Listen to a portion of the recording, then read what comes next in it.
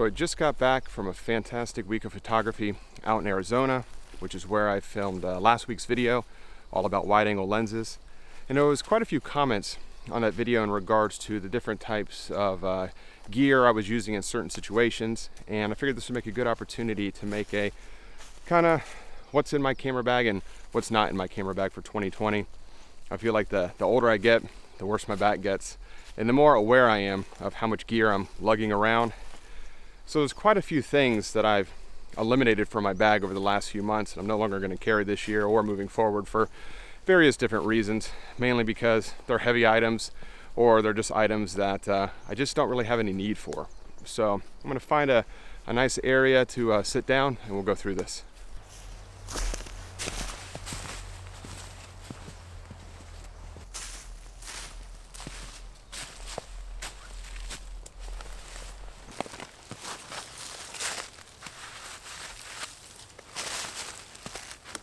So I'm going to start on the outside of the pack and just kind of work my way inside. So I'm using the Shimoda Action X series. This is the 50-liter version, and this is something great that I found for a water bottle solution. This kind of goes right into the this little zipper pocket on the harness system, and it's just a little flexible water bottle made by Hydro Pack, 17 fluid ounces.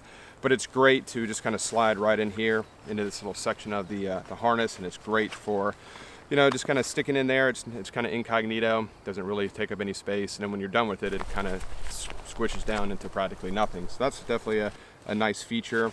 And then the other side of the harness is my DJI Osmo Pocket. I didn't really use this a whole lot on my recent trip to Arizona, but I always keep it right there in the this left harness pocket, just, you know, easy access to it. And then of course my my tripod. I got quite a few questions on last week's video about what tripod I was using. This is the Really Right Stuff. I believe it's a TVC 34L with the BH40 ball head, and I've had it for, gosh, maybe over 3 years now, and it works absolutely fantastic. I haven't had any issues with it really at all. The legs come a little bit loose every once in a while, but I think all tripods do that. You just got to tighten them down. But other than that, this has been an absolutely fantastic investment right here. A little bit pricey, but pretty much everything that Really Right Stuff makes is top notch. Now, is there anything else on the outside of the bag? I don't believe so. And then on the inside, in this top compartment here, I have my my Denney filter system. This right here, sorry, is the actual mounting bracket. It's got the circular polarizer already attached to it. And then I also have the step-up rings, which the polarizer already has a step-up ring really attached to it. It's kind of part of it for 82mm thread size, which is perfect for the wide-angle lens that I use most of the time. So I really don't have to use a lot of those step-up rings, which is nice. And then I have another packet right here from Denney. They come with these really nice little holders or organizers, but these are all the actual filters. I have a 3-stop, a 6-stop, a 10-stop, a soft edge, medium edge, and a hard edge graduated filter in here. And I don't use them a whole lot, but every once in a while I pull them out. And then I got this. This is a kind of a Shimoda organizer. And I put all my kind of, you know, cords, chargers, adapters, dongles, all those kind of things. This is pretty much set up exactly how I had it. My bag is set up pretty much how I had it when I went to Arizona. I really haven't unpacked anything from it. I normally don't carry chargers when I'm just on like a day trip, but whenever I do travel, I put this in there.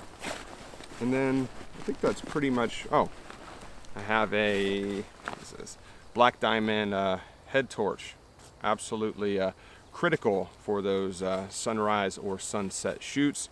There is nothing worse than hiking back in the dark and having to use your phone as your flashlight. So that's everything in the top compartment. There are these zippers right here. What's in here? I have filters for my DJI Osmo Pocket, which are super handy.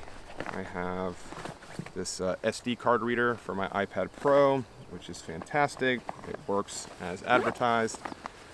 And what else? So this is the backup drive I took to Arizona. It's a Samsung T5, I think it's 500 gigabyte, super tiny. I brought this because I was traveling with my laptop and my iPad, so I could actually use this. This is a lot smaller than, you know, Lacey or the Narbox solution, but I was able to use this in conjunction with my laptop to back everything up, and this is great. It takes up no room at all. I have Sony lens and body caps. I have my hairnet. I guess this is a hairnet thing. A shower cap, that's what I'm thinking. This is the perfect solution to cover your camera when it's raining. And what else? Fuji lens cap and body cap as well. And that's everything in this section. I think that's everything on the actual outside of the pack, I believe so. And then as far as the inside goes, lift this up. I hope the audio is okay. It's getting kind of windy and a lot of the snow is blowing out of the trees. It's nice out here though.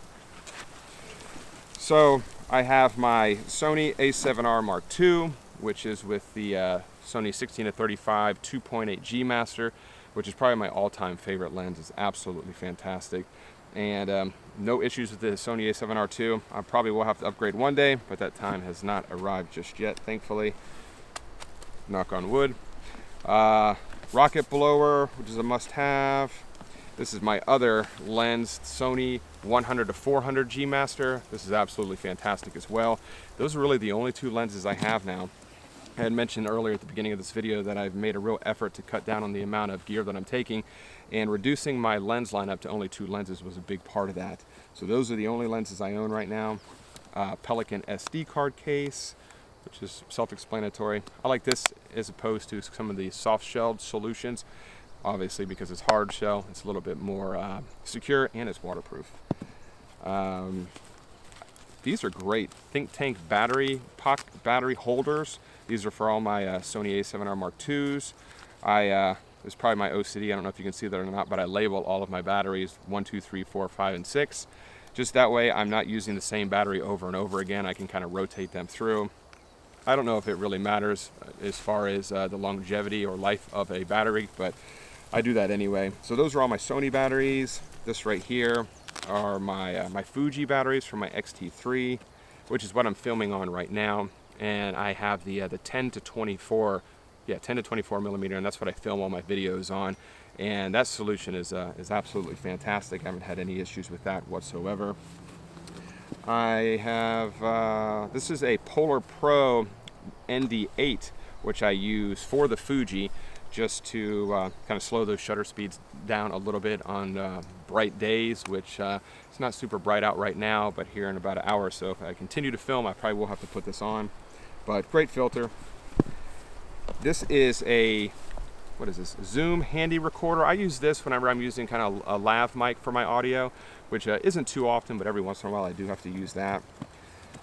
And then I have this little, I think it's called a moleskin case. It's kind of hard shell. It's a nice bright orange, and so it's easy to find at night or in dark situations. And I just put various tools in here: Allen wrenches, kind of adapter plates, carabiners, batteries, screwdrivers, just anything that I could need to use when I'm on location to fix something or to adjust something. I put everything right in there. And I'll put links to everything in the description of this video if you want to take a look at any of that. What's in here?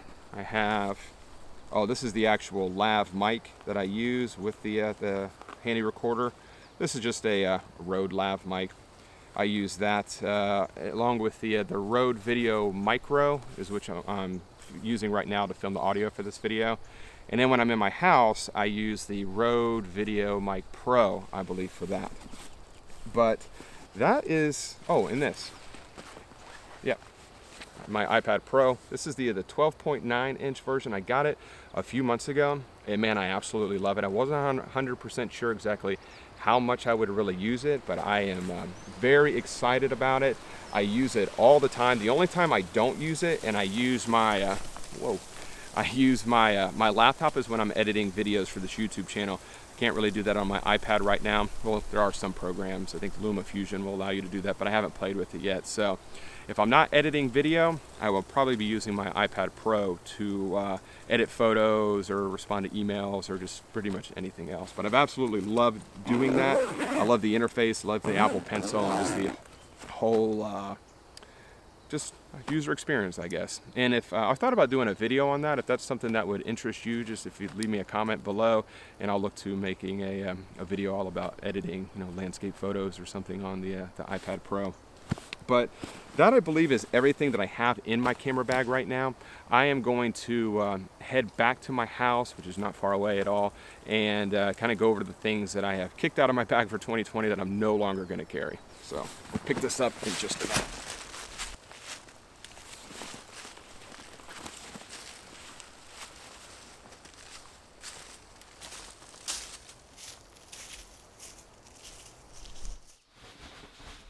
Hey Google, turn on the studio.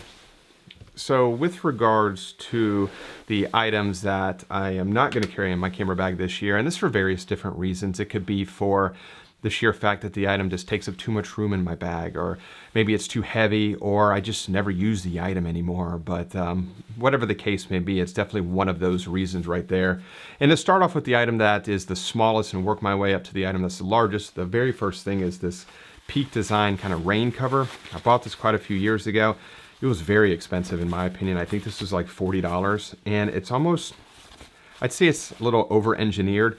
It's too much of a custom fit. It's very difficult to kind of fiddle around with this to try and get it to cover your camera body and your lens, and it was just kind of a pain. I had shown earlier in this video the just the basic cheap little shower cap that I use, and I find that to be not only a much cheaper alternative, but it's just a lot easier to use. It's so simple to pull that off your camera and put it on your camera in the event that you're shooting in the rain or near a waterfall or whatnot. But I'm no longer going to carry this in my bag any longer. And then the next thing is this Sony remote shutter release. I have been carrying this in my bag for years, and I think every single year I use this a little bit less and a little bit less. And I don't think there was one single instance last year where I ever pulled this out. I just used my 2-second delay or 2-second timer on my camera to avoid me ever actually having to press the shutter button to start my exposure, because that always introduces a little bit of camera shake. I always press the shutter button, there's a 2-second delay, and then the camera takes the actual image. So I'm no longer going to carry this anymore. This is one of those things where I always said, you know, Mark, just bring it just in case. It doesn't take up a whole lot of weight or room, but all this kind of stuff definitely adds up. So this is no longer going to be something that I bring everywhere. The next thing is my GoPro. This is a GoPro Hero 4 Silver. This is an old GoPro. Still shoots 4K. And I always brought it with me in the event that I want to film any kind of a behind the scenes video clip of anything, or maybe record like a quick time lapse, just set it down somewhere. But I don't think there was one instance where I used it last year. And although it might not take up a ton of room, it's somewhat heavy actually. So this is not going to make the cut this year either. And then this notebook. So I'm a big fan of writing everything down. This is a nice moleskin notebook, but last year I very rarely used it. I'm so accustomed to jotting everything down on my phone now, whether it's ideas when I'm on location or different locations to go to, and I have to have my phone with me. So I'm just gonna start using that moving forward. This kind of felt a little bit redundant, so I'm no longer gonna bring this either. And then this is a big one, this giant Joby Gorilla Pod. These things are cool. And this is a lot like the remote shutter. This was one of those things where I always kind of said, you know what, Mark, just bring it just in case, because you never know what situation you might be in where this could come in handy. And I always used to think maybe I might need to put my camera in some kind of weird configuration, or kind of strap this to a branch of a tree or something to get my shot. But that situation never occurred one time, and I just found myself never really using this. And these things take up a lot of room, and they're heavy as well. So this isn't going to come along with me either. And then the biggest thing is this drone. So the drones, I use them less and less, and it's a fantastic drone. I think the image quality is great, but they're a little bit time consuming to use, to break out and everything. And I find that there's very few places that you can actually use drones anymore.